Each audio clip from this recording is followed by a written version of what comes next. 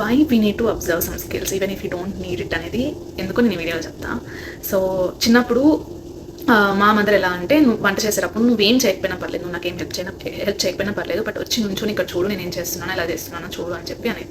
అప్పుడు నేను ఎలా థింక్ చేసేదాన్ని అంటే, ఇప్పుడు నేను చాలా చిన్నపిల్లని కదా, నేను ఇప్పుడు వెళ్ళి ఎక్కడ ఏం వంట చేయట్లేదు కదా, నాకేం అవసరం లేదు, ఆ సిచ్యువేషన్ వచ్చినప్పుడు నేను నేర్చుకుంటాలే అని చాలాసార్లు చెప్పి అవాయిడ్ చేసేదాన్ని. But watch it some times అనమాట. ఇష్టం లేకపోయినా ఎలా చేయాలనేది చూడడం వల్ల ఈరోజు నేను కుక్ చేసుకొని తినగలుగుతాను. దట్స్ నేను దీన్ని more I realized it now అనమాట. ముందు వరకు నాకు కార్ డ్రైవింగ్ అంటే చాలా భయం అనమాట. ఇలా నేను అనుకున్నా లైఫ్లో నేను ఎప్పుడు కార్ డ్రైవింగ్ చేయను, or I'm not going to learn this skill అని చెప్పి.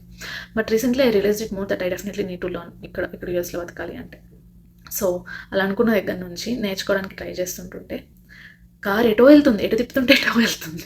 ఓకే, సో అట్లీస్ట్ నేను ఇంతకుముందు నా ఫ్రెండ్స్ డ్రైవ్ చేసేటప్పుడు నేను ప్యాసింజర్ ప్రిన్సెస్ లాగా కాకుండా అట్లీస్ట్ కొంచెం కూర్చొని అబ్జర్వ్ చేసి ఉంటుంటే, దట్ అబ్జర్వేషన్ స్కిల్స్ ఏదైతే ఉందో, I have observe have they are driving or which exits they are taking to reach some destination, whatever place we are going, ఇవన్నీ అట్లీస్ట్ కొన్ని తెలుసుకొని ఉంటే ఇప్పుడు నాకు చాలా యూజ్ అయ్యేది అనిపించింది. ఇన్ని రోజులు ఐ జస్ట్ ఇగ్నోర్డ్ అనమాట. నాకు అది అవసరం లేదు కదా, నేను ఎందుకు అబ్జర్వ్ చేయాలి అనే మైండ్ సెట్తో ఉన్నా. సో అంటే దీనివల్ల నేను ఏం తెలుసుకున్నానంటే, even if you're not going to need those skills మనకు అవసరం లేకపోయినా later in some point in future it really helps ఏమో అనిపించింది.